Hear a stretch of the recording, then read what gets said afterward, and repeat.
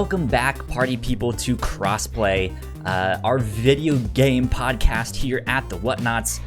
Today is Saturday, May 30th, 2020. This is episode 28. Coming up on today's show, we have a whole lot of PlayStation news this week, including when we will be seeing the first PlayStation 5 games. We'll get to all of that and more in just a bit. But for now, my name is Kyle Springer, and I am joined, as always, by my friend Ignacio Rojas. God, I cannot wait for all those PlayStation news. Right? So we're recording on a Saturday, which is our normal day to record. But last time we recorded was on a Tuesday. It was this past Tuesday. So not much has happened. Except for this PlayStation news, and there's quite a bit of it. So I'm excited to get into all of that. But what have you been up to this past week? Not much. It has been a light week this week. Not much with regards of school. Haven't had to do much. Other than that, yeah. Play video games, although I haven't played much in the time since we last spoke. I played a couple of games here and there. Sure. But yeah, it has been a light week. Okay, good stuff. Now, I don't know if I've asked you this before, but what is your favorite TV show? Besides, like, Dragon Ball Z and the stuff that I know you like. If I were to understand Ignacio, what would you be like? Watch this show. Well, if you ask me what my favorite show is, of course, Dragon Ball as a whole has to be number one. But then going down to number two, it's actually a two-way tie between Glee, the TV show, and then Agents of S.H.I.E.L.D. Glee and Agents of S.H.I.E.L.D. Interesting. Yeah. I don't know if I can back you up on Glee. I'm not a big fan of that show. How dare you? And then I love in TV shows like Community when they make fun of it in their paintball stuff. They're just it's the Glee Club. We don't like them. Glee was great. Agents of S.H.I.E.L.D. I also think is a fantastic show. It had a rocky start, but ended up being very, very good. Yeah, I wouldn't call the start rocky necessarily. I know a lot of people didn't enjoy the start as much as I did, at least. But we do have to be honest and say that the show got much better after Winter Soldier. Oh yeah. After the whole...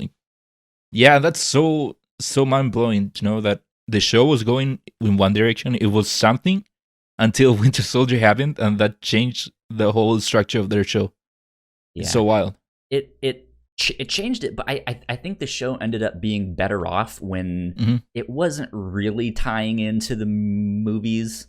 Like it was just tangential stuff. Like as much as monumental as the events in Winter Soldier were for that show, once they kind of started doing their own thing, I was like, I like this better. Like I didn't like it as much when it was like relying on the movies to tell its story and stuff like that.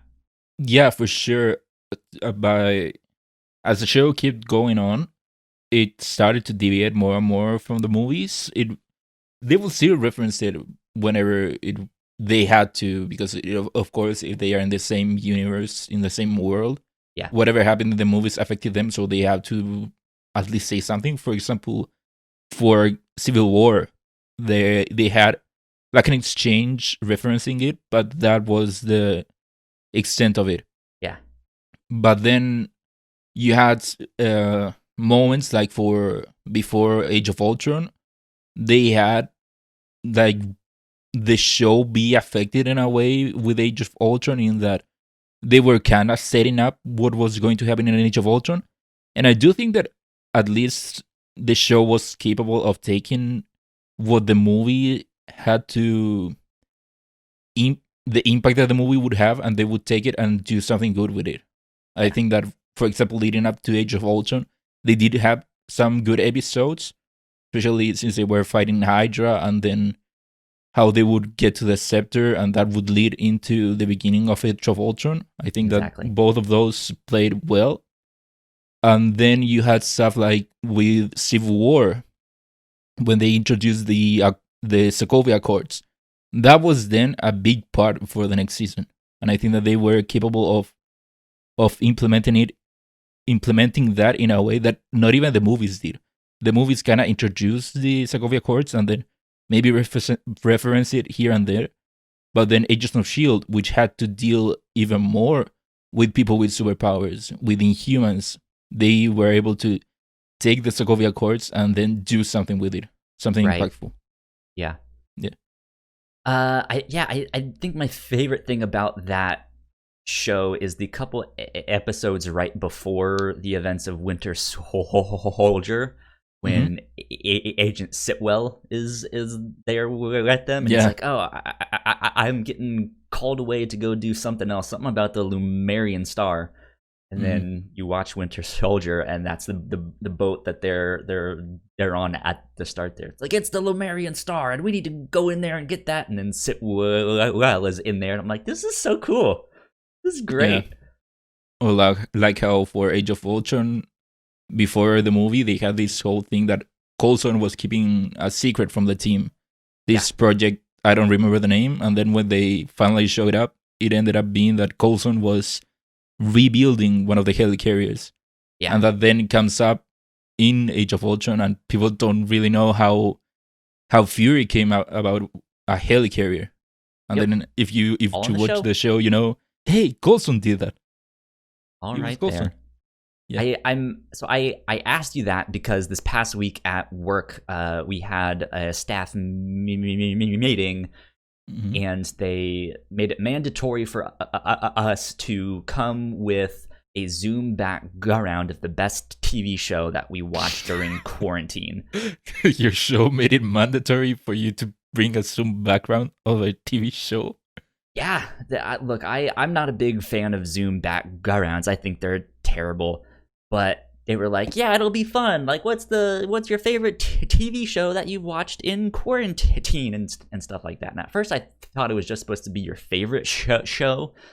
I was going to do something like Lost or Ghost in the Shell or like Full Metal Alchemist or something like that. But then I was like, oh, it's for quarantine.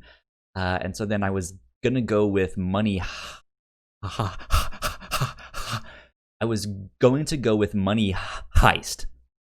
So I just watched season 4 of that show, and I get to upload my Zoom background, and my computer comes up with this pop-up that is like, hey, your computer does not meet the minimum system requirements to have a Zoom background. Yeah, it was like, dude, your work laptop is a piece of shit. Sorry. Yeah. So can't even run Zoom backgrounds. No, it was just like, yeah, we can't do this. Do it. So weird. But on the bright side, I do have my new computer for my home use, which has been fantastic. This morning we recorded Crossplay, which was the first video podcast that we recorded on that. Wait, what? It went swimmingly. You recorded Crossplay? I would doing that right now. I meant to say, did we record a video? Log. Was there video? Yeah, for Captain's Log. No, I was talking about Crossplay. One day. Like, did I miss something? Were you recording me? Crossplay. But no, yeah, me and Melissa recorded that this morning, and that went really fantastically. So I'm excited. Things are working out. Good to go. But let's dive into some video games for today, for this week. Yeah. Ignacio. Yo. I got Game Pass. I don't know how you'll be able to play it with that piece of shit computer you have. I got Game Pass, and it works fantastically. Yeah. What have you played? What was the played, first thing you downloaded? first thing I Not got even was that you played. was that you Streets of downloaded. Rage 4. Okay. Because I knew that was a fairly short one. It was something fairly recent within the past like month or so, and then I could use that to talk about here on the show. Second thing I downloaded was Master Chief Collection. But I downloaded both of those because I was like, I wonder if my PlayStation 4 controller will work with this stuff. And it worked with Streets of Rage 4, but I couldn't get it to work with the Master Chief Collection. Okay, so I'm guessing you just plugged it in, or maybe connected it over Bluetooth. Yeah, I plugged it in. Yeah, I use a program that has it gives your controller even more use with a PC. Your PS4 controller even more use with a PC. So that it isn't just game to game. It's called, let me see if I still have it. DS4 Windows. Oh, Windows. Okay. Cool. So I know that. Not every game supports the DualShock 4, but I know that at least most should take an Xbox controller. So I think what the program does is that it makes the computer think that it is an Xbox controller. Yeah, because that would be fantastic. Because I'm not great with mouse and keyboard. Terrible, in fact. And this is pretty much the first time that I've played stuff with mouse and keyboard, except for like, Spy Fox and stuff when I was a kid, or Backyard Soccer, or TurboTax. God, man, they need to remake Backyard Soccer. Bring back Backyard Soccer. That game was amazing. But yeah, because I was like, I wonder if I had to have an Xbox controller to plug in and play that stuff, which it looks like you kind of do. So I ended up deleting Master Chief Collection for now, but I ended up playing Streets of Rage 4, and I've beaten it.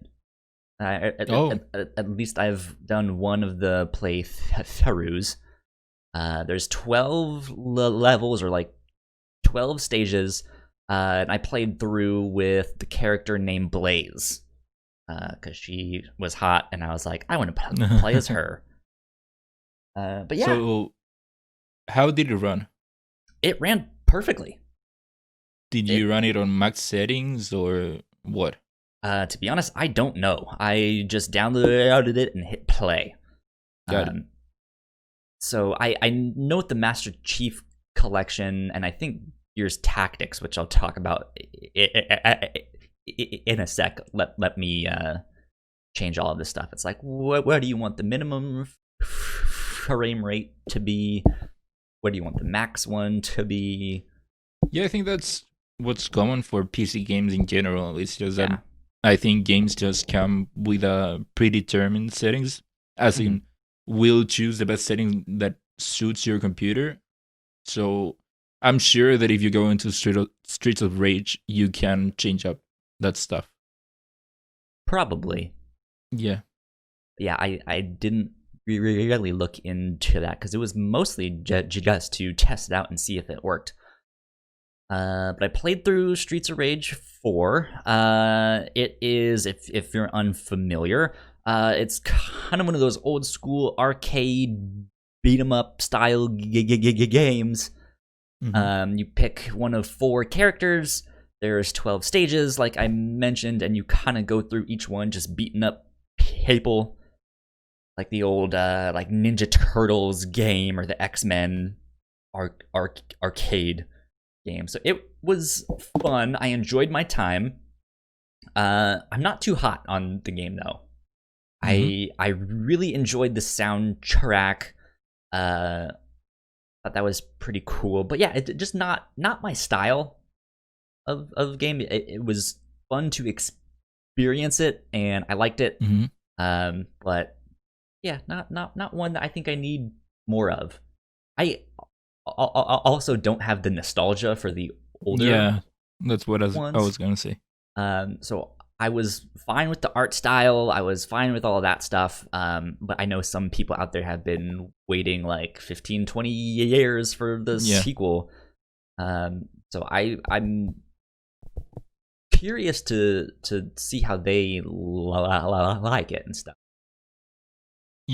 Yeah, I think that unless you grew up with those kinds of games, I don't think that most people would find beat 'em ups appealing right now.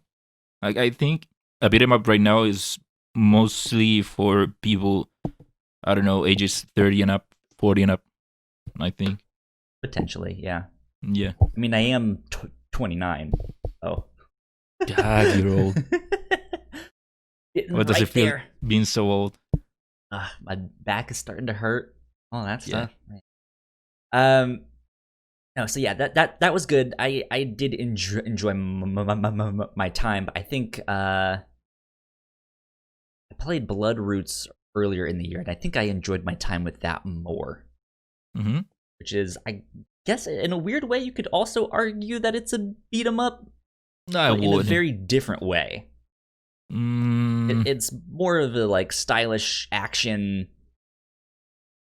Hotline Miami type of thing. Yeah. By that point, you are in a different genre, I think.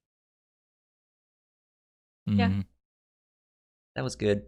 And then after that, I ended up downloading Gears Tactics. And that one also would not take my PlayStation controller. So I've been so you didn't even play it? Well, I did play that one, because that one's not like a first-person shooter where I have to be fast with the stuff. Yeah, what is Gears Tactic? Because I know regular Gears. I don't know what Tactics really is about. So Gears Tactics is a spin-off of the Gears of War franchise. I guess just now. I guess just now it's called Gears. But it is a tactics style game. So if you've played like Final Fantasy Tactics Advance or Mario Rabbids, okay, so it's like an XCOM or a Mario and Rabbids. Yeah, it's an XCOM like. And I've only played through the first mission, so it's still kind of tutorializing me right now. I think it's a side story that takes place. I don't really remember when all of this stuff happens. I think at like the end of the first game, and the character you play as I think is Kate Diaz's father, if I'm not mistaken. No, I got no idea who these people are. Kate Diaz or Cat Diaz. I have not played the most recent stuff because I just got my first PC, so I haven't played a Gears game in a long time. Kate was the protagonist for 5, if I'm not mistaken. She was the one that all the like marketing was around, and they did that like weird atmospheric video. Yeah, like voiced by Laura Bailey. Yeah. So this is more of an XCOM style thing. So you're running for cover, and then you have action points to dictate what you can and can't do during your turn. Stuff like movement and shooting takes up action points. You have your lancer, you have a pistol, you have the grenades and stuff like that. You kind of have to pick what you want to do and how you want to set things up to clear the mission. But one of the things that is neat is that if you run up to an enemy and chainsaw them, you get like your whole team gets an extra action point. Good. So you can kind of do an extra thing, or if you need to reload, and do that stuff. But it works surprisingly well. The pacing seems a little bit off for me, just because I guess I only know Gears as a first-person shooter, so it's like, well, it's not as fast-paced as I would want it to be, but it is a tactics game, and I do like the time to like sit and think and be like, okay, do I want to do this move? No. Okay, let me move that guy over here, and I'll shoot him, and then set up this watch point. So if someone goes into that zone, and that guy will shoot them. And so I enjoy it. I want to be more of a tactics genre fan than I am right now. One of my favorite games of all time is Final Fantasy Tactics Advance. Love it, so good. But I couldn't really get into XCOM. I haven't really tried any more than that, but none of them have also really appealed to me. So I'm hoping this one I'll stick with,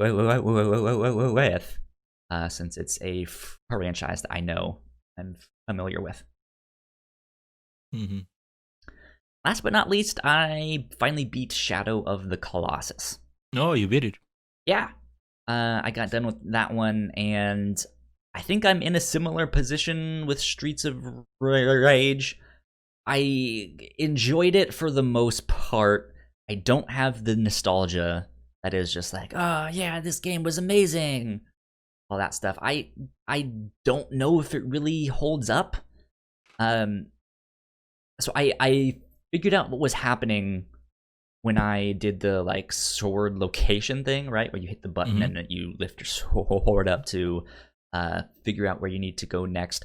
When you hit that button, it switches your left joystick, the one that you use to like move the character forward. It changes that to the camera. So you have to stand still while you're using the sword, and then you can use that thing to like or use your horse in the right direction. Yeah, or just like get on your horse. But that's the other thing. I hate the horse.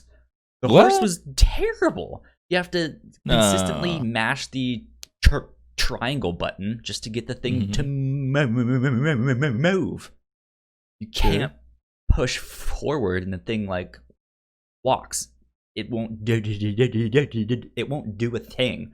It's like, why won't this fucking horse just move? Hated it. So you felt nothing when the horse sacrifices itself? No, I was like, good. He didn't do anything. Good for nothing, horse.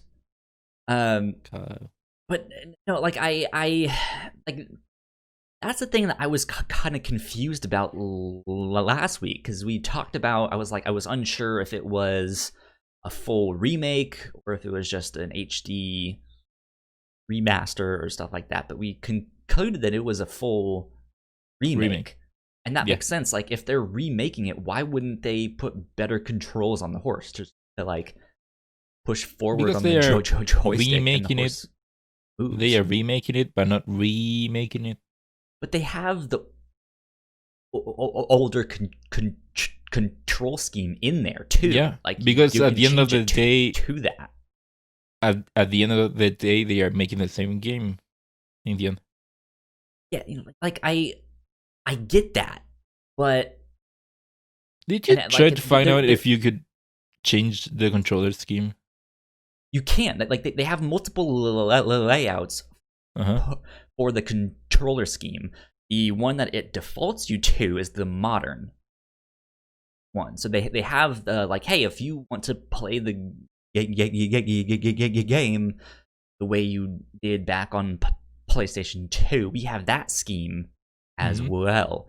And I didn't experiment with that one, but the modern one is the one I use, and that's why I'm like, this doesn't feel modern. Like, you took the time to remake this entire game, and I'm pushing forward on the joystick, and yet my horse doesn't move. Like, it makes no sense. I have to hit the triangle button nonstop. Like, I can understand hitting the triangle button to make it go a little bit faster, right? But like, at least have like a base speed of just like, my horse will move forward if I hit the joystick. It didn't have that, so I was just whatever. I guess there are two ways to look at a remake. You can either try and make the same game that you had before, but do it again, or you can do something radically different. And I think they just decided to keep what was there. Well, I see. To me, it seems like they wanted to do both, but then didn't go all the way with the control scheme. Mm. They had what they called a modern control scheme. Like, this feels outdated as hell. Mm. So I liked it, but I think a lot of nostalgia for that game is also kind of dependent on the mythos around it. How Sure. a lot of people think that this is a prequel to Ico, I think, right? Eco. Yeah, I've not played that one, so I don't have nostalgia for that one either. So I don't know that game. I have no nostalgia for it, and so it was just like, oh, this is why it's neat, because we think that the girl in this game is the queen in that game, and X, Y, and Z. Here's that thing and that thing, and I'm just like, I really don't understand this, and I really don't care.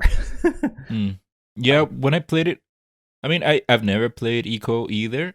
But when I played both the HD version of the game and the remake for the PS4, I enjoyed it for what it was. I do see the problems with the controls, but I liked it for what it was, and also for what it did back then. Yeah, I still think that it is an enjoyable like boss rush game, and I think the idea of having these colossi enemies being them being so big and having to figure out how to get onto them and figure out their weaknesses and how to take them down. I at least I enjoyed it, but I can see your problems. I can see their problems.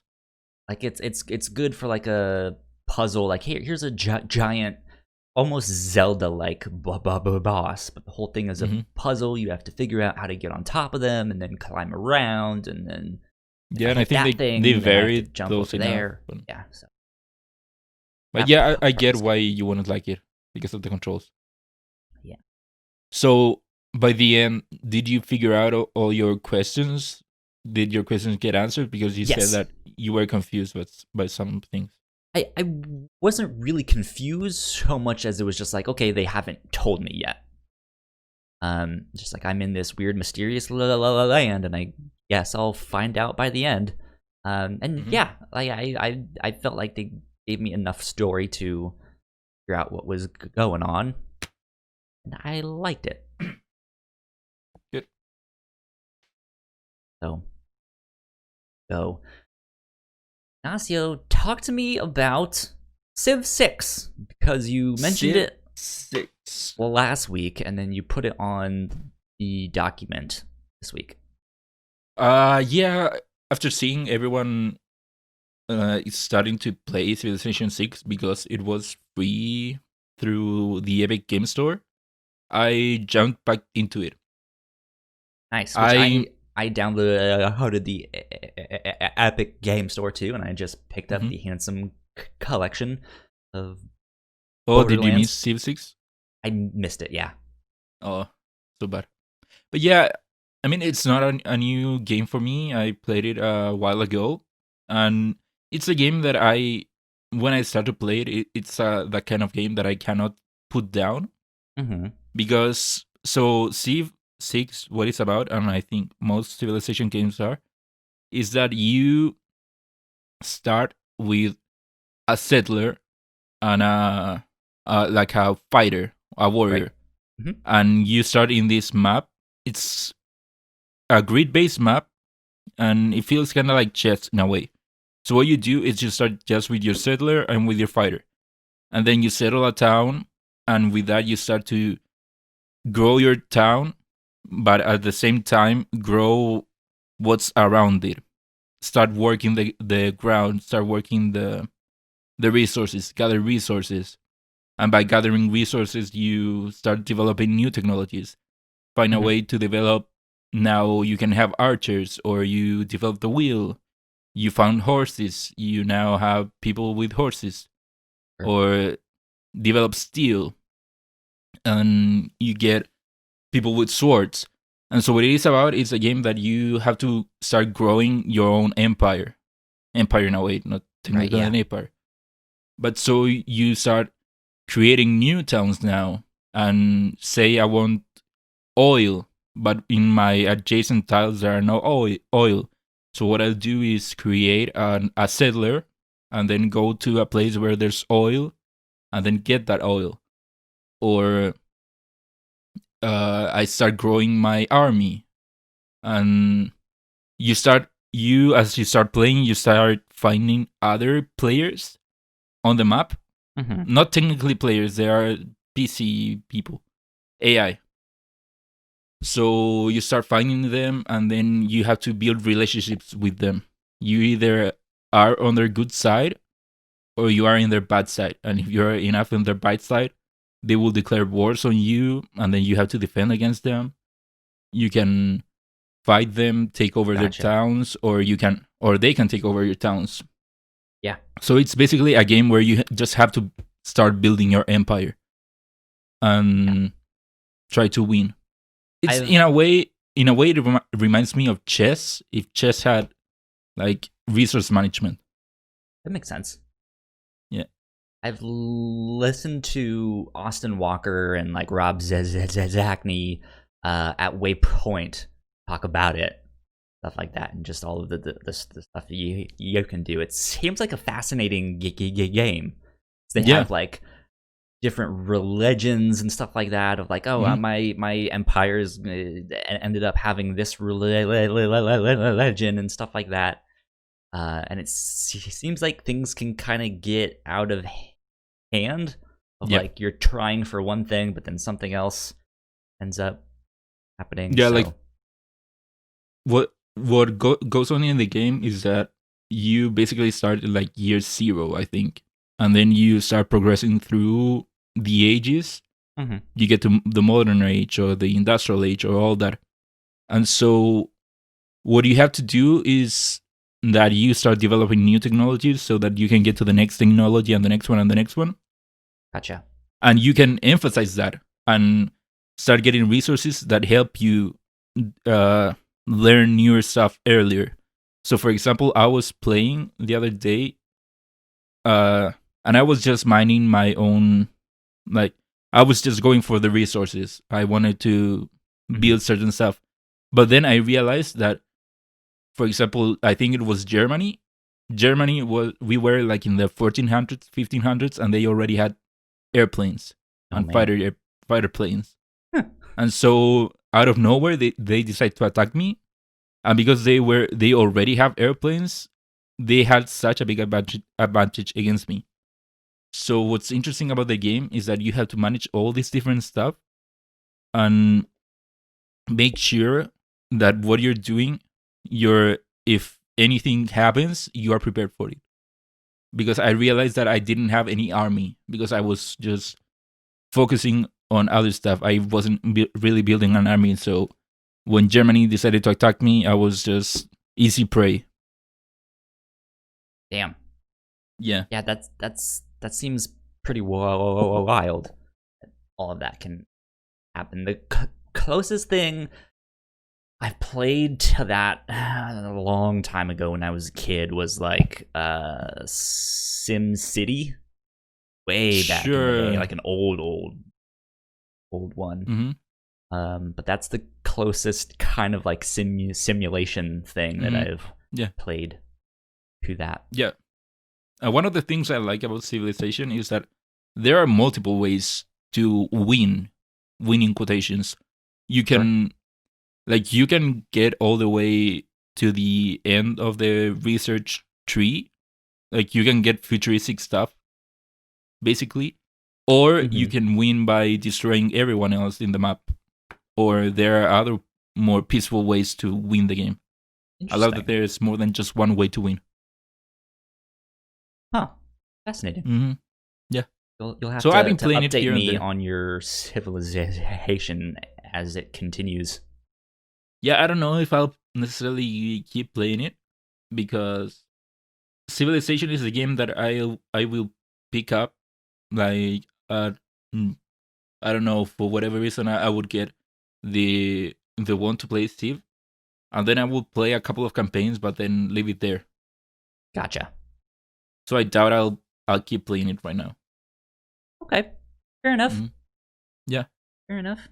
And it doesn't help that every campaign is so long. Yeah. It takes so much. Yeah, because you have to think that you have to go basically through all ages, basically up until our age, and so that takes a while. But yeah, I've been playing that here and there. Also, I've also been playing what I was playing last week. I am still playing AC Origins, Hmm. and I finally got to a place where I hadn't gotten before. Okay. I finally got further than last time. Which spot are you at?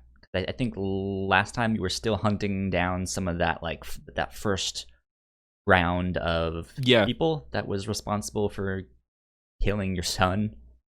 yeah. So last time I had just killed the scarab, and so I think that's the exact point where I left it last time. Because what's after that is that you now take control of what's her name, the Bike's wife, Aya. Aya? Yeah. Yeah, Aya. So you take control of her now, and you are introduced to ship combat, Mm-hmm. and that's something I didn't know that was in the game. Yeah. Yep, Yeah, that's I in really there. thought that that game didn't have it because I know other Assassin's Creed games had it. So I thought that Origins didn't have that, and so it was a surprise to me when I picked it up, and the next thing I had to do was ship to ship combat. Yeah. But yeah, I did that, and then the next thing I did was hunt down the next target, which was the hyena. Gotcha. Yeah, and what was interesting about the hyena is that I think that's basically the first point. The first point where you kind of interact with tech from those who came before the first civilization. Okay. Yeah, you get I'm foggy on the exact details, but yeah, I liked that game a yeah lot better than Odyssey. yeah. So you basically go underneath one of the pyramids, and then that's because you are chasing down the hyena, but then you Ah, uncover okay, that yeah, the hyena was trying to resurrect her daughter with this that's ritual. right. And there you I think Now that's I the first remember. time where you find tech from the first civilization. Yeah, yeah, And yeah, it it triggers like this holographic cutscene where I think it's someone that from the shit was first wild. civilization talking. Yeah, it was wild. The one thing I didn't like was that Bayek didn't seem to acknowledge it. Like at one point, he references that that thing was there and that thing did something weird, but while it was happening, he didn't react to anything. Huh. I thought that was weird, and also I thought that that thing that started playing went on for way too long. Oh yeah, it goes on for a long Yeah, time. yeah. So basically, it shows you a static holographic image, and then there's a voice talking to you, talking about stuff. But it just kept going and going and going and going, and at least change the what you're showing. Show me something else. At least show me your hologram of Tupac. At least Yeah, at least. But yeah, that's I funny. did all that. I killed the hyena, and Hmm. now that's where I left it. I left it right after I killed her, and I'm off to killing the next target. Cool, good stuff. Hmm. Yeah, I think I'm getting close to the halfway point. That's what I've seen. But I unfortunately, you like I know how said last long time, you've been playing? no. What I do is that I'll go to YouTube and just look for like a full playthrough of the game and go Hmm. through what I've done and see where that is relative to the whole video. I gotcha. I think I spent like 80, 90 hours Oh in god. that game. No. It's a I long haven't one. spent that much. Because sadly I've only been playing it. I haven't been playing it consistently, and even when I play maybe for an hour or two. Have you seen the title screen yet? Oh, that happened a long while ago. Okay, because I know for Origins you play for like 6 hours and then you get the title screen. Yeah, what I thought was so weird about the title screen is that you go through all of Siwa, and then the game takes you out to show you Lila. And then when she goes back in, the game that shows you the title screen while you're walking or riding your camel. It was so weird that it came out like that. Okay, good stuff. Good stuff. But yeah, like I was saying, sadly I don't think I'll be able to finish it right now because soon I'll be starting my playthrough of The Last of Us. I want to play that before I play Last of Us Part 2. Mm-hmm. So I think that will occupy my time. So I unfortunately have to leave AC Origins halfway through. Sounds like a plan. Yeah. And then the other thing I've been playing that I wanted to talk about was Superhot Vr. Okay. I had already beaten Superhot VR, but I just wanted to play it again. That's the one where time stands still when you stand still, right? Yeah. So there's regular Superhot and there's Superhot VR. I haven't played regular Superhot, but yeah, the main mechanic of both games is that the game freezes when you are standing still. And basically it moves with you. If you're moving slowly, the world will move slowly. Right. So I think this is one of the coolest VR games out there. That's one of the games that I would show people. And so what it is basically is that, like I said, it moves when you move. And when I move, you move just like that. When I move, you move just like that. Right? Yeah? Yeah. Yeah, so the game it has you going through these stages or levels. Well, you have to figure out how you kill your enemies, basically. So, for example, there was this one part where the game had you just without any weapons, and then in front of you there were 3 people with weapons, with guns pointing at you. So you basically had to survive that. And so if it was in regular time, there was no way you would survive that. But because you can slow down time, you basically can dodge any bullet as long as you keep track of every bullet.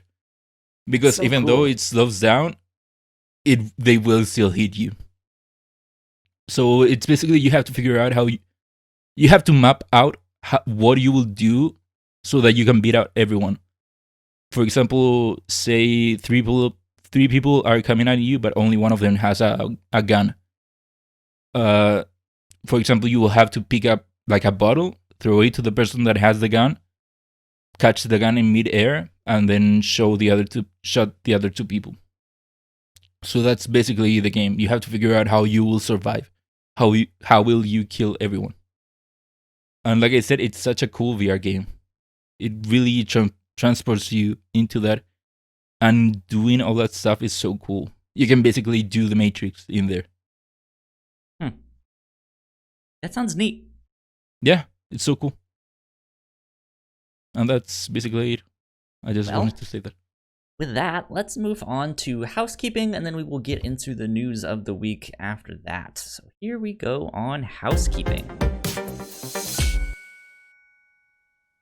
If you guys did not know, we have multiple podcasts here at the Whatnauts. You guys can find more information. Sorry, I'm like looking at one computer screen because something didn't happen and all that stuff. Yeah, but we have multiple podcasts here at the Whatnauts. You guys can find out more information on our website, thewhatnauts.com, or your favorite podcasting platform of choice. Just type in the Whatnauts and all of our shows will pop up right there. If you guys like what we do, patreon.com/the Whatnauts is where you can support us for as little as $1 a month.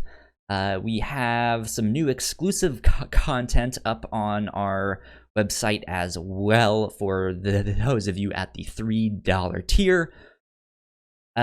We put up a reaction video to movie trailers from the 90s. That was a lot of fun. We're going to do a 3-part series with that. Trailers from the 90s, trailers from the 2000s, and trailers from the 2000s. And be on the lookout for all of that stuff. We would also like to give a big shout out to our Patreon supporters at the $5 tier. So thank you, Sam, for helping us out, keeping the mics on, and for supporting us for as long as you have. We appreciate it. Thank you. Thank you, Sam. Indeed. I think that's about it for housekeeping, though. So let's get into the news of the week.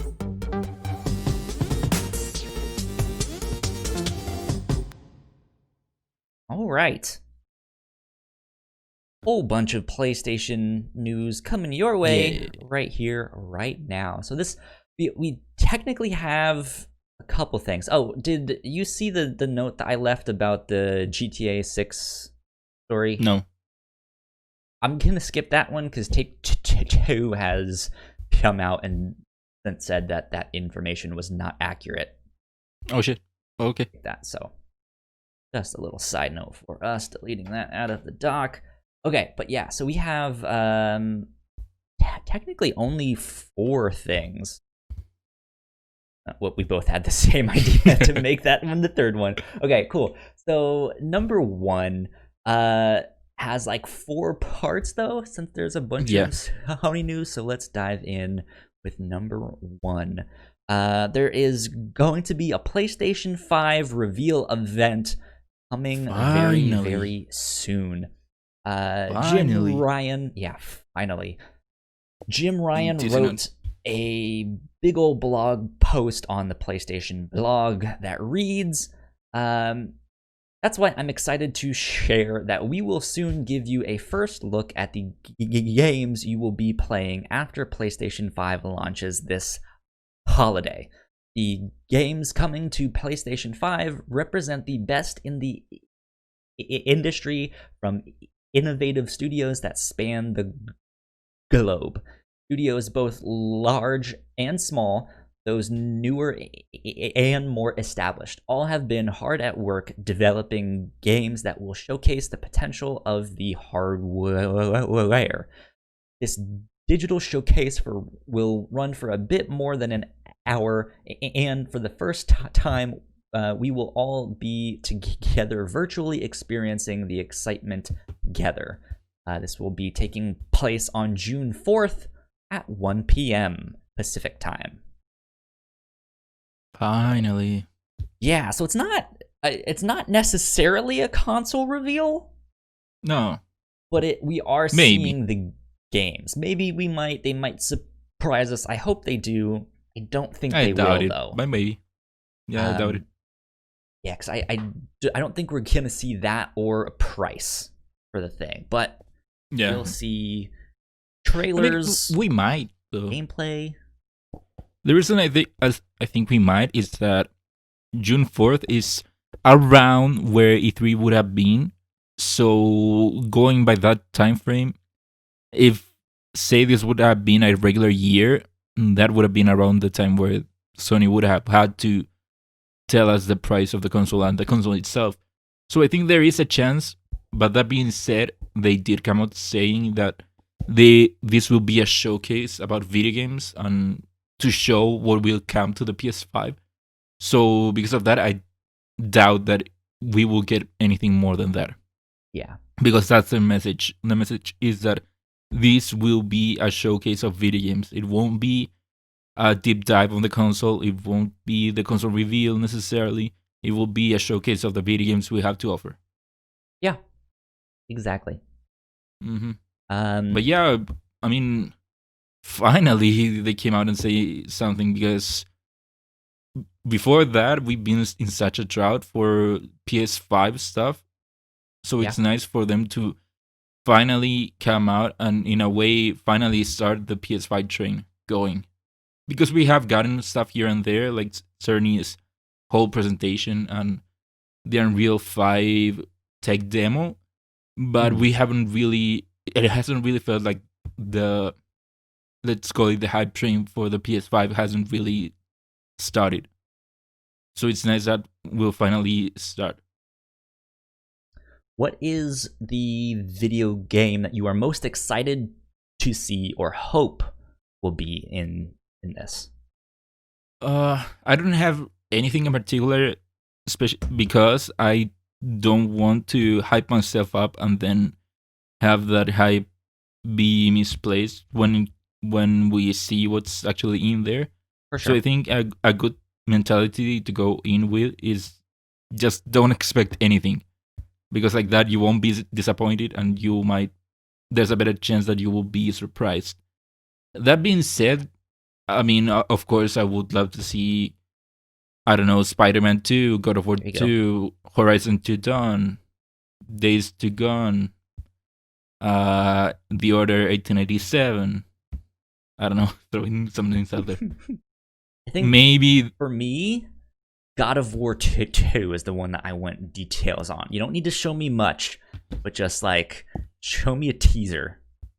Yeah, but you see, the problem for me, and the reason why I don't want to hype myself up, like wanting to see, say, Spider-Man 2 or God of War 2, is that I highly doubt that we'll get anything like that. And even if we do, I think at most we'll get one of those sequels there. Yeah. Because I think that they will want to keep that for later. But they could come out and showcase maybe, for example, a sequel to Horizon. Yeah, for them to have it. That's the one on most release. Likely that we'll see, since that one came out before God of War and Spider-Man and stuff like that. If we see anything like that, I think it's gonna be Horizon Zero Dawn 2. Yeah, and personally, what I would really like to see, and something that a lot of people don't talk about, I would love to see a sequel for Killzone Shadowfall. Killzone Shadowfall came out with the release of the PS4, and that game ended with in a way, like a cliffhanger. It for sure set up stuff to come after, but then it feels like Guerrilla just abandoned the AP. And that was a game that I enjoyed more than a lot of other people did. I enjoyed the gameplay. I thought that game was so beautiful, and I think that they could do that again for the release of the PS5, just to have it as a tech showcase. For sure. But I doubt that will happen because Guerrilla is just working on probably a sequel for Horizon. Don't they have 2 teams now? I mean, there are multiple Guerrilla studios. I think there's Guerrilla London, might be the one, or Guerrilla somewhere else. Dividing it up like that, like they could have been working on Killzone for a while with a smaller team. Maybe, but I think that the team that might have worked on Shadowfall, I think that might be the team that's working on Horizon. Who knows? Yeah, who knows? Find out. Okay, 1B.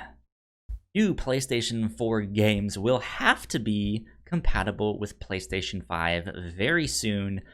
This is coming from Tom Phillips at Eurogamer, who writes, Sony has told PlayStation 4 game developers that any new titles submitted for certification must also be compatible with PlayStation 5 beginning the 13th of July. This means that all PS4 games received by Sony for testing after the middle of the month are technically forwards compatible, playable on Sony's next-gen console. Though it is up to each game's developer to ensure that this is the case. Thoughts on this? I mean, it makes sense. It's similar to what we saw with the release of the PS4 Pro. We also got the press release that Sony was telling developers that after a certain date, they had to make sure that the game was compatible with the new hardware. And it makes sense for the PS5 because Sony can try their best to make the PS5 backwards compatible, but at the end of the day, you cannot be 100% sure that the games that were made for the PS4 will work 100% like they should on the PS5. Yeah. That's not something you can guarantee. So I think that they are telling the developers now that for at least the games that come out after this date, they have to make sure that they work 100% on the PS5. And I think that that's one thing that Microsoft hasn't come out to say or to acknowledge. They just come out and talked about backwards compatibility as if it's going to work with every game 100%. Actually, I was just about to mention that because further on in the news story, we do have a story about Xbox and Series X and its backwards compatibility. And in that article, they have a quote, I think, from Phil himself, saying, "Yeah, we've currently spent over 100,000 hours making sure all of these older games work." Yeah, no, that's true. Correctly. So I think Microsoft is out there being like, "Hey, we are putting in this work," but we'll talk more about that down the road here. True. I think for Sony, they're not necessarily interested in backwards compatibility as much, or that at least they kind of jumbled up their wording or stuff like that when they had the Mark Cerny talk thing. He mentioned some stuff about backwards compatibility, but it was kind of confusing for a lot of people. That's where I was going before that. Sony did come out and say that they've tested I think they said the 100 most popular games, and people took that as to say as if to say that Sony was saying that only the 100 most popular games were working on the PS4, on the PS5. But no, that was actually Sony coming out and being honest, saying that we are making sure that these games will work 100% how they should. Because in theory, most, if not all of the games will work, but we cannot guarantee that. Mm-hmm. And that's, I think, a message that Microsoft hasn't been pushing. Phil did come out and say that they've tried most of the games, and I think that's a good thing, but I think overall their message hasn't shown that. It does feel like they're promising the moon. Okay. To me, this whole thing seems more like an indication that, hey, PlayStation 5 is coming very, very soon. Mm-hmm. And like this, I don't feel like is super newsworthy, particularly by itself. It's just a signal to be like, yeah, things are happening, things are coming down the road very soon here. So, and I think it's nice for Sony to at least make sure that the end catalog of the PS4 will work 100% with the PS5. At least the end catalog for the console. Good point. And I think that's a good thing. Indeed. Number 1, part 3. Let's see. PS4 seems to have no interest, I should say Sony seems to have no interest on making PS5 games compatible with PS4. This is coming from Matt Wales, also of Eurogamer, and they write, ahead of its PlayStation 5 games reveal next week, Sony has shed more light on its next gen transition plans, revealing that, counter to Microsoft's Xbox Series X's strategy, it won't be making its PS5 games compatible with the PlayStation 4. I thought this one was interesting. And Xbox seems to be going this route that we're kind of familiar with phones. Like, hey, you get the latest iPhone, that's fantastic. But hey, if you don't, that's okay too. And you can still, put Facebook on there. You can still put Twitter on there, Discord and Slack. All that stuff still works. It's just not as strong. Might run a little bit slower. Stuff like that, right? And that's what Xbox seems to be doing. But PlayStation seems like they are not interested in that. They want you to get, hey, we have a new machine. This is gonna be the next step forward. We want you to take this leap with us. Yeah, like I don't know how I feel about that. Like, I'm on one hand I'm fine because I once I switch to the new consoles, I'm typically not one who goes back to the older ones. There might be like a small transition period, but for the most part, once I'm on to the next one, I am done. Yeah.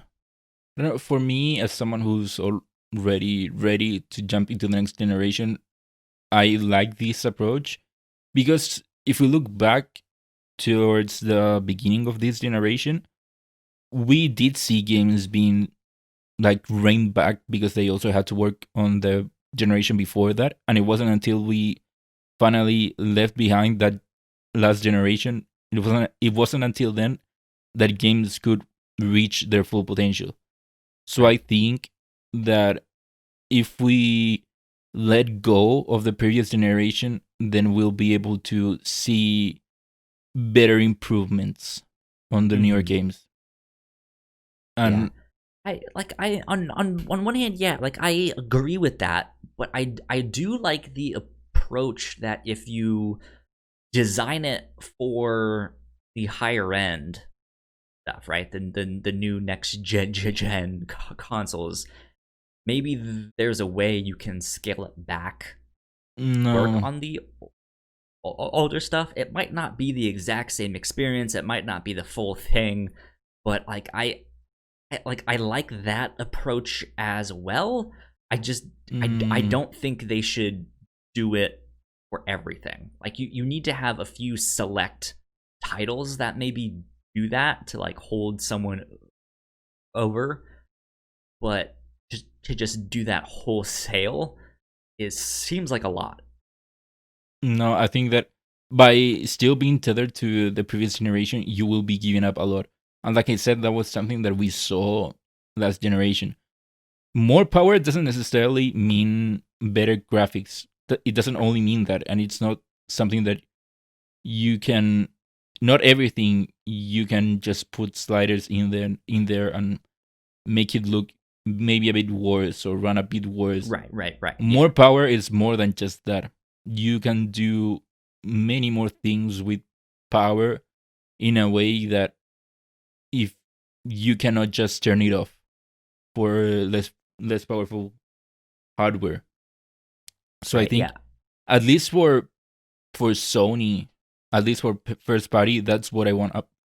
That's what I want from them. I want their games to push the technology. Yeah, because we'll still see that you can just like turn the resolution knob down to 8, and then that way it'll work. Because that's not how it works. I think what I'm trying to get at is that there's a lot of people that don't buy these new consoles right away. And so you do want to have the like shiny new thing be only available on the new console to get them to buy it. However, I think having a handful of titles that's like, hey, the new Assassin's Creed game is on both of them. I mean, that's a different thing. Helps you hold those people over while still having a carrot that's like, hey, Horizon Zero Dawn 2 is only on the PlayStation 5. Yeah, but that's a whole different thing because we know third parties will not abandon this generation now. It will take them a couple of years to give up on this generation. It is Sony saying that they will not make an effort on making their PS5 games compatible with PS4. And that's what I want. I want Sony to push their games to the best their hardware can offer. And Sony, as a company who's trying to sell new hardware, they need something to entice people to jump over to the new thing, not have something that will entice them to keep where they already are. Right. That's what third parties will do, because it's not in the best interest to abandon this current generation. Distinction, yeah. Yeah, it's not like Ubisoft or EA will just give up on, at least on Sony's side, over 100 billion consoles. They will not just abandon that install base. But I think it's good for the console makers to do that effort to move forward. And that's one thing that I think might hurt Xbox in the short run, at least. Okay. Good point. Let's move on to this last little bit of PlayStation news here. And this is coming from Austin Wood at Games Radar. Looks like the PlayStation 5 release plans will still be the same. Speaking with BBC Newsbeat, Sony President and CEO Jim Ryan confirmed that while the pandemic has created production and distribution challenges, it has not delayed or derailed the company's plans a global 2020 PS5 launch, nor has it forced it to shift its price point. Well, what do you think about this last bit here? That's good to hear, but we'll see when we get there. We're still several months out, especially if we assume that the PS5 will come out on November, as most people assume. So we're still several months away from that. And we'll have to see how the landscape is different then. Maybe in a couple of months, we'll be in a better place. They will be in a better place to have their production at full capacity. But we don't know that right now. Yeah. I remember a couple weeks ago, we did read a story that PlayStation is going to be releasing fewer number than they did with the PlayStation 4. And I in the back of my mind, like the cynic in me is like, well, that is because of the pandemic, but you're trying to paint it like, oh, you know, this is a much more powerful machine. It's gonna cost more, and because it costs more, less people will buy it. So we're gonna make less of them. No, just like it in the back of my mind, it's like, well, they kind of have an excuse that they're hiding behind, that they can be like, see, it's not the pandemic, but like kind of is. I feel like, I don't know about you, but that's just I don't know. It will be interesting to see come the launch of the PS5 if there will be shortages of units, because we also have to consider that Sony is still sticking by that they want the PS5 to release globally at the same time. Right. So it will be fewer units across a bigger area. So there will be fewer units per store. You know, so it will be interesting to see the stories to come out for if it is harder for people to find a PS5 out on the wild. But also at the same time, you have to assume that will be countered by the fact that the coronavirus has had a huge impact on the economy. So maybe fewer people will be able to buy a console day one. So I wonder how both of those facts will cancel each other out. Have to wait and see for this fall. Yeah. consoles start coming out, and I am excited because June kicks off the big, like, there's showcase this day and a showcase that day, a new trailer this day. I'm excited, dude. Yeah, no. On Thursday we're getting Sony's presentation, and I think next week is also when IGN starts their own thing.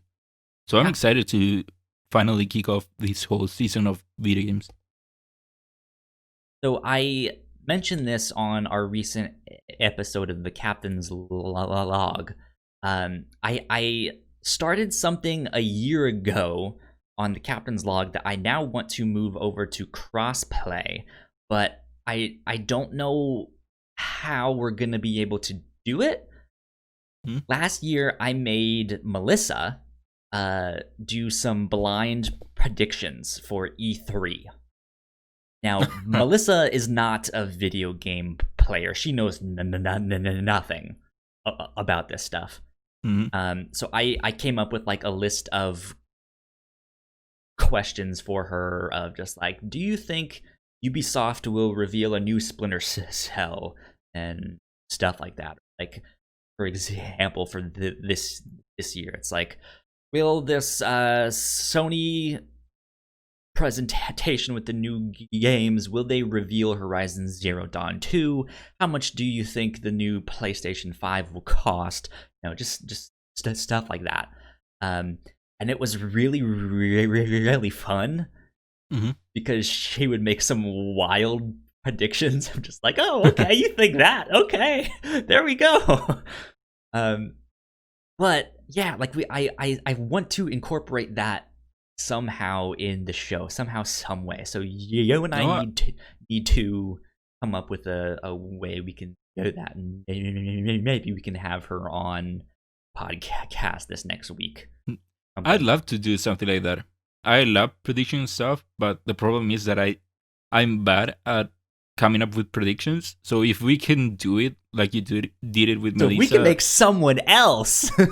Yeah, no. If you can come up with the predictions, and I can just say yes or no, or sure, say, Kyle, you are an idiot. Why would you ever think that?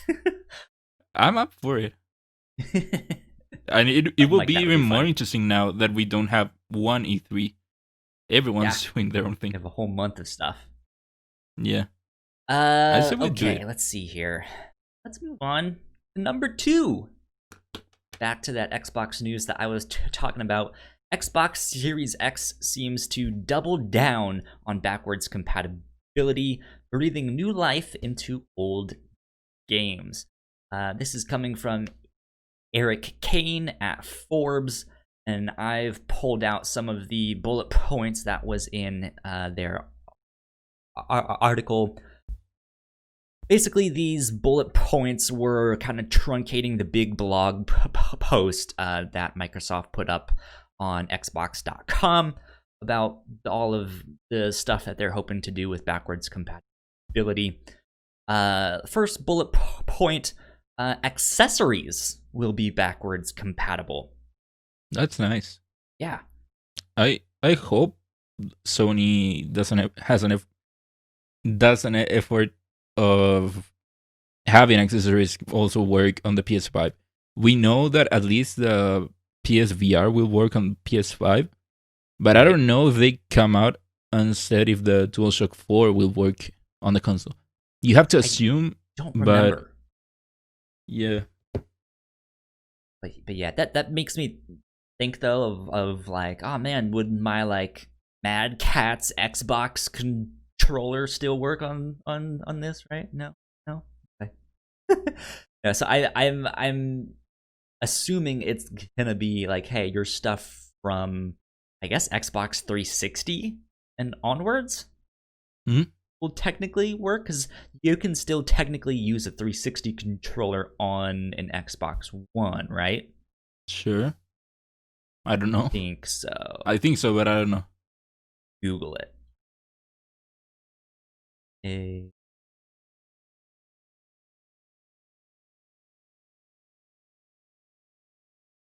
Thank you, autofill. Xbox One cannot directly accept input from an Xbox 360 controller. However, with Windows 10, there is a workaround. So blah blah blah blah blah. So no, Coming from Google. So yeah, I'm guessing then no. your stuff from Xbox One going forward is what they mean by Maybe. your accessories. I mean, Just might be like, hey, we're just I'm assuming it's not only controllers but headsets and right. Yeah. I don't know what else. A Rock Band guitar. Well, yeah. Bullet point number 2: the console will be able to add HDR to older titles via the system itself, rather than the work on the developer's part. So this is an interesting one that they can go back and kind of add that dynamic contrast, those darker blacks and stuff like that. Yeah, I'm always intrigued when people talk about giving, I don't know, older games something that it wasn't originally in the game. Yeah, for example, I'm adding skeptical. HDR to games that weren't made to have HDR. I wonder how that will look, if it will add anything or not. Right. Just something that wasn't in there. As a graphic designer, like I have to work with images and stuff all the time. And if I don't have the like largest file you can possibly send me, or like the raw photo, there's just a lot you can't do. Yeah. And it's just like I can kind of fake it and make it look like this, but it's not the same. Yeah, that's what I was thinking. It will probably come out as faking it. So I wonder how it will look in the end.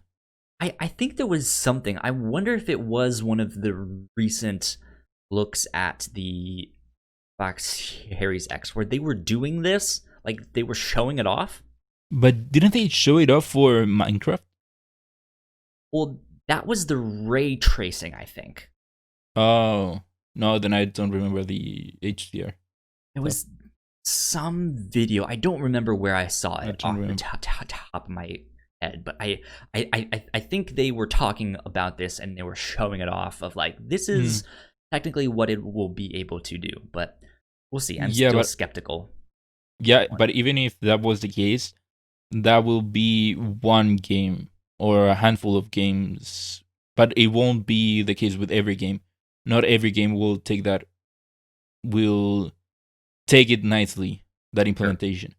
I was listening the other day to Kind of Funny Games Daily, where they had Adam Kovic in the show, and they were talking about this. And Adam brought up a really good point, that sometimes when you start adding stuff to a game or messing with the game in a way that it wasn't intended to, you don't get nice results. It won't be, it isn't a good thing. For example, he would talk about higher frame rates and how that would mess with the game's physics. But let me interrupt you right there. I'll read the next two bullet points because this stuff kind of deals with that. So this next one reads, games will run better on Xbox Series X thanks to its more powerful CPU, GPU, and SSD. And then the next bullet point after that says, this means higher fidelity, increased frame rate, and much faster load times. Some games will see doubled frame rates from 30 to 60, or from 60 to 120. Yeah, I was actually going to mention that same thing because I had never heard of that before. That some of these older games, a lot of the physics is tied to the frame rate. Yeah, in a way. I don't know exactly how true that is, but if that is the case, then yeah, this might not make them work like we remember them. Yeah, because you have to think that even, let's say, a console game that's also on PC, it's not the same file. It's not like the game made for console also has a slider for resolution and frame rate. The game on the console is made for a certain frame rate and a certain quality. So yeah, in a way, I think they're that was trying to something. get rid of that, where the Xbox is basically Yeah, but just a PC now. yeah, but not the game. We're talking about games that came out on the 360 or the Xbox One, and those were not meant for them Right. being the same as on a PC. Those were games intended to be played on a console that runs in a certain way. So yeah, I mean, it would be interesting to see if Xbox makes it like something predetermined and something that you cannot turn off, all those quote unquote improvements, or if you can play with them and turn them off. Yeah. We shall see. Yeah, we shall see.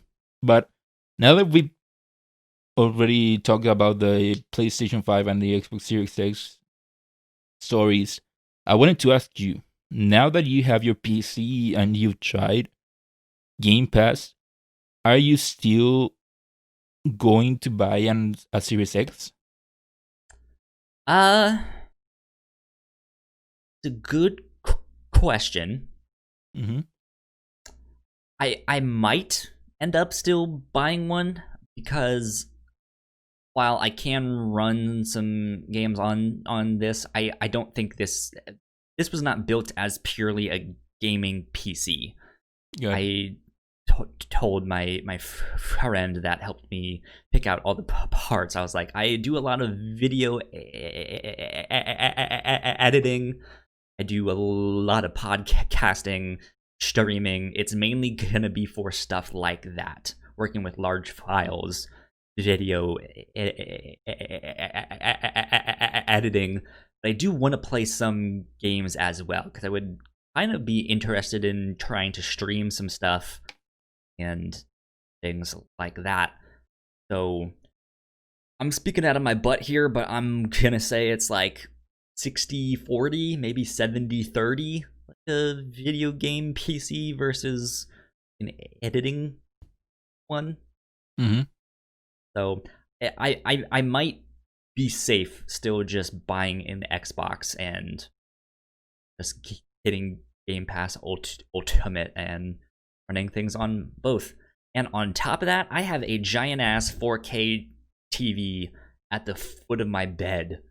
So when I want to lay in bed and play video games, I would like to have something there. But yeah, I don't necessarily need it though. Mm-hmm. Yeah, because your argument for getting a Series X was that you wanted to play all the library that you missed. But say your PC were able to run all of those games that came before, your Master Chief Collections or Sunset Overdrive, Senua, Hellblade, Sure. any game that came exclusively to the Xbox, would you still?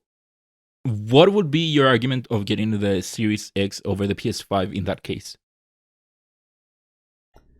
I think it would depend on the exclusives. Yeah. I could play probably the older stuff on my PC at least, but I don't know about 3 or 4 years down the road if it will be able to keep up. That's only because I don't really know anything about computers, so I don't really know exactly how powerful my thing is. But say you were to buy one at launch, which one would it be?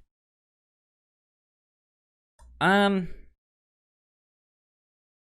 I'm probably leaning more towards PlayStation 5 at launch because I have a PC that can probably do some of the like first year or two of Series X stuff.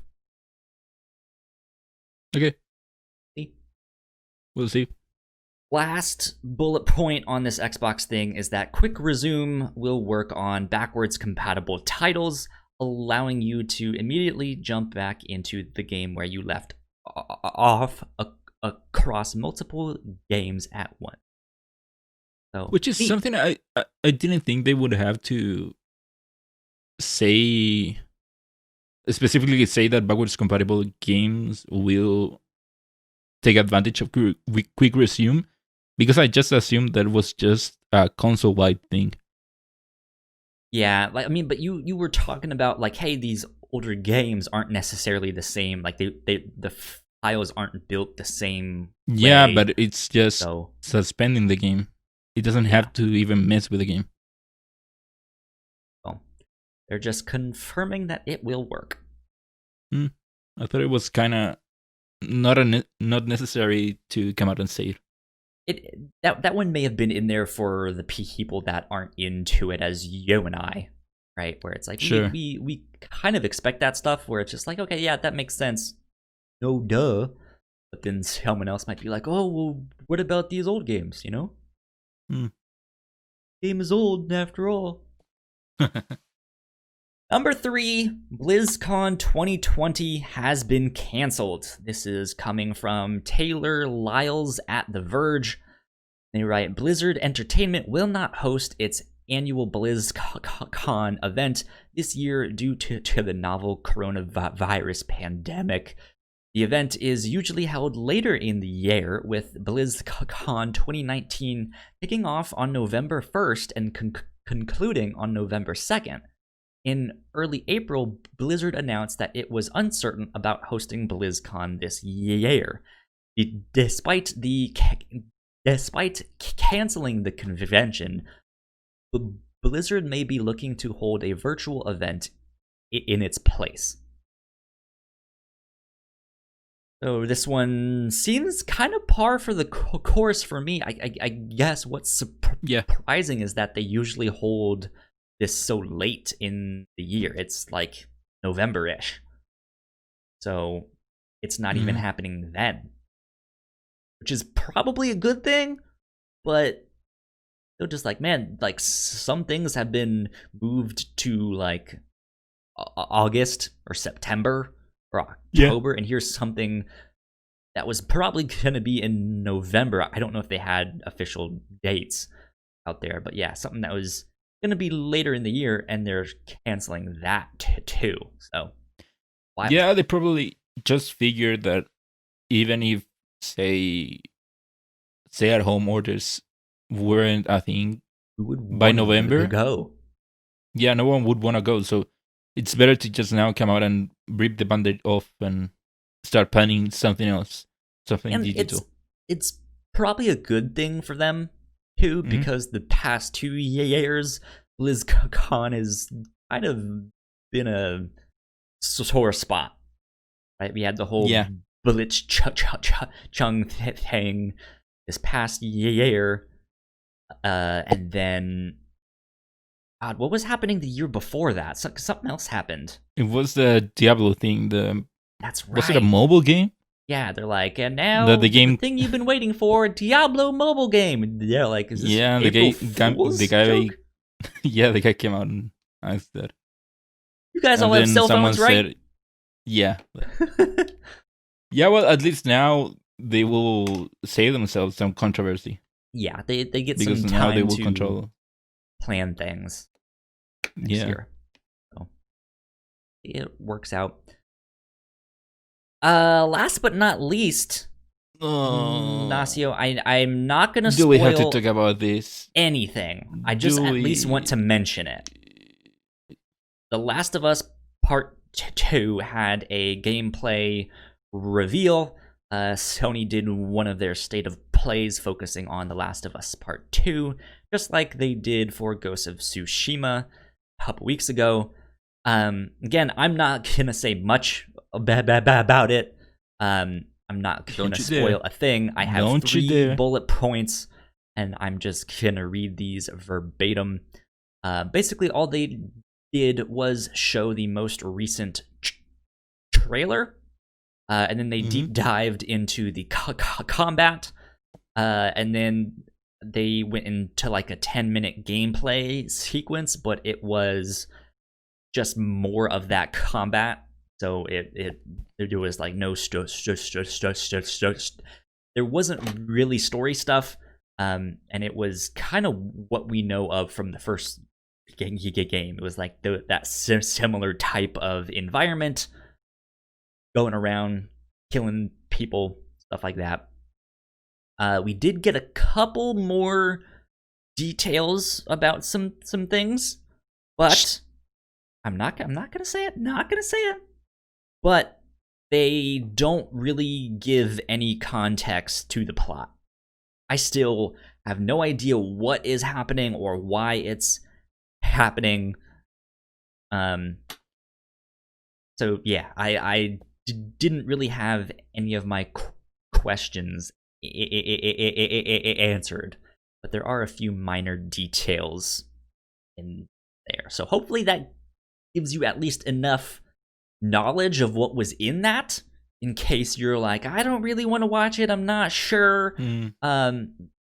There's not much spoilery stuff in there, so I think you're pretty much good if you want to watch it. However, if you want to continue on a media blackout, then don't watch it.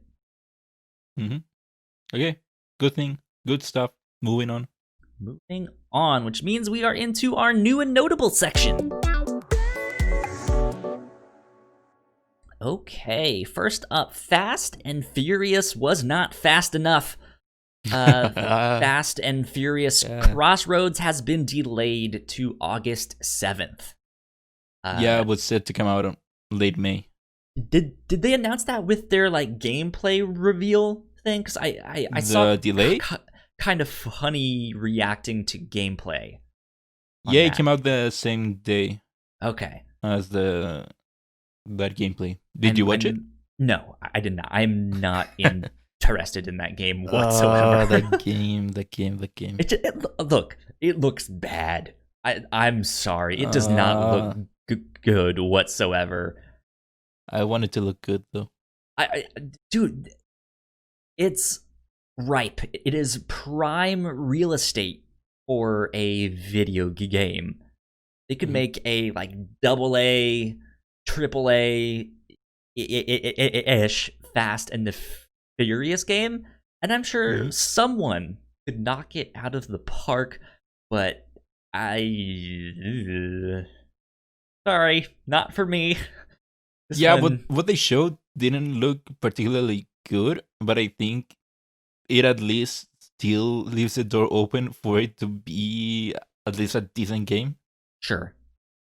But yeah, it wasn't the best what we saw.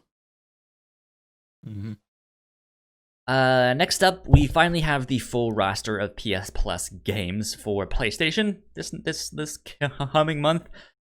Like we mentioned last week, Call of Duty World War II is the first one, and the second one, like I thought, was not Spider-Man. In fact, it is Star Wars Battlefront 2. And it's still a good game to give out. I'm actually excited about that one, because I bought Battlefront 1 when it was like $7, $9 on some sale, like a year or so after it came out, and I was like, this game is actually fun. And then the whole like loot box situation happened with Battlefront 2. That scared off a lot of people, including myself. I didn't really want to mess with that. But then it's also one of those games that people have kind of gone back to and been like, you know what? They've actually done a lot of work with this game, and it's pretty fantastic now. So I've had my eye on that game and been like, should I? Shouldn't I? I don't know. Yeah. So, Battlefront 2 got a lot of bad rap because of the whole loot box fiasco, which was well deserved.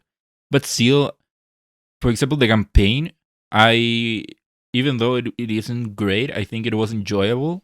I like the campaign. I like going through it. And also, people still stand by the multiplayer. Yeah. And apparently, the developers have been still supporting the game to the point that people stand by the fact that it isn't the game that it was when it first came out. Right, yeah. Yeah, I liked the multiplayer in the first one. So yeah, I'm excited to jump into Battlefront 2. I think for Call of Duty, I'm just gonna do the campaign.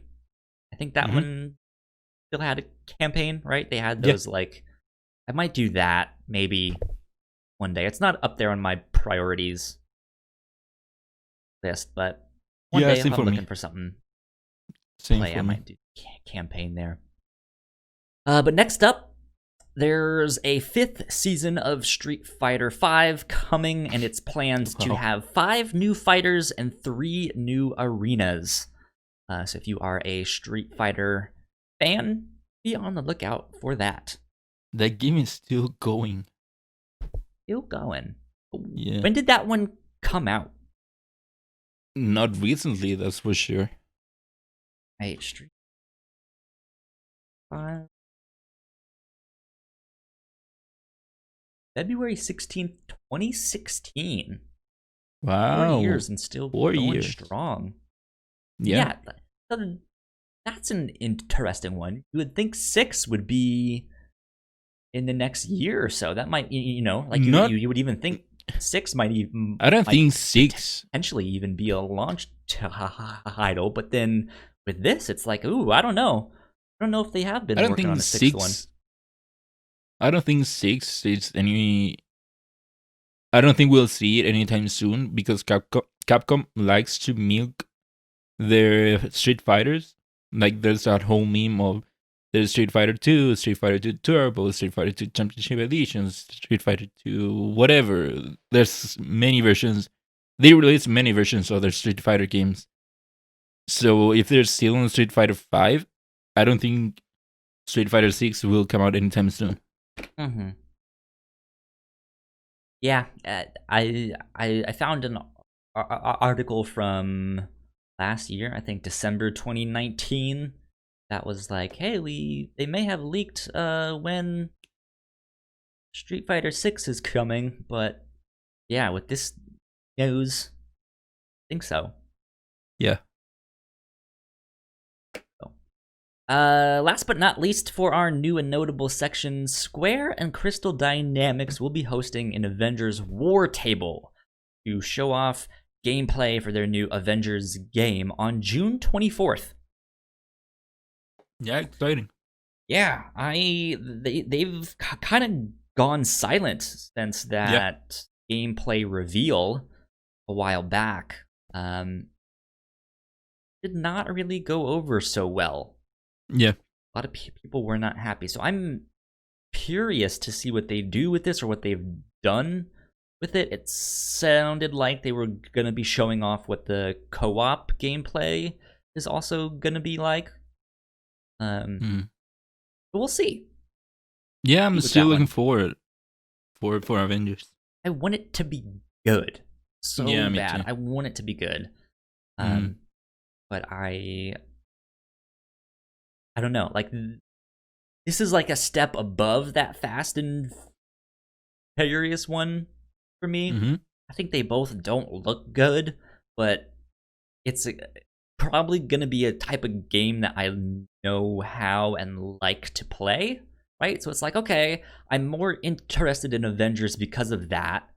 Yeah. I'm a big comic book nerd, so I'm probably just going to play it anyways. But they haven't really shown me much to inspire confidence, so hopefully this changes my mind. Yeah.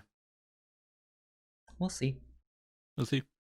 Let's June 24th. Get on to the upper runners. Right, first up, Don't Nod, the studio behind Life is Strange, is opening a new studio up in Canada. Good old Canada. And then remember a couple weeks ago when I mentioned that Disney Plus might be making a live-action Kingdom Hearts TV show? And I was like, you know what? They should make it animated. Well, now the rumor has changed, saying that it is animated, or will be, I should say. But then again, it's only a rumor, so take that with a grain of salt.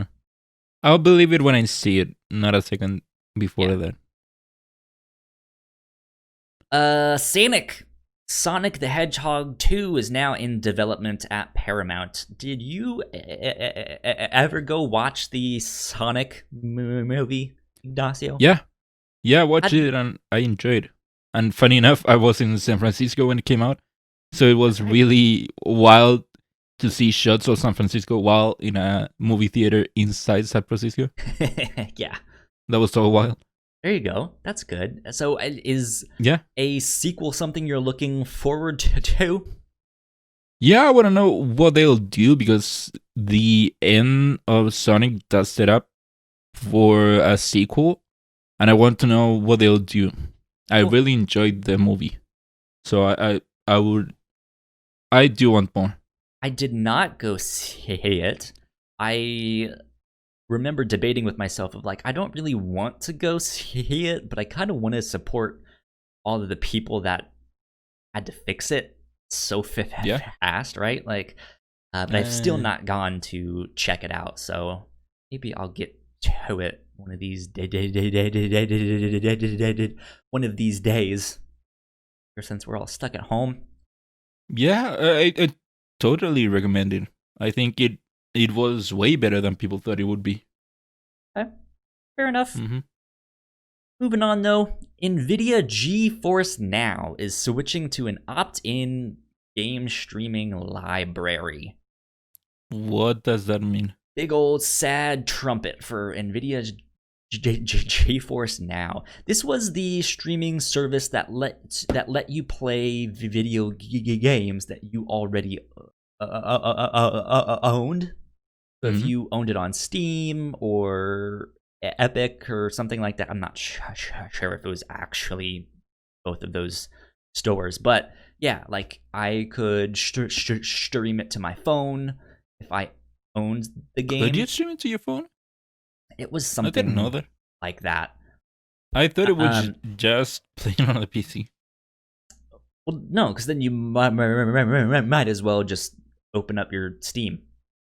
No, right, because the whole argument was that you don't need a super powerful PC to play these games if you're just streaming it.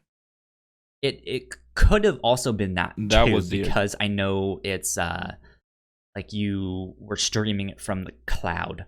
But yeah, I didn't remember that you could stream it to your phone.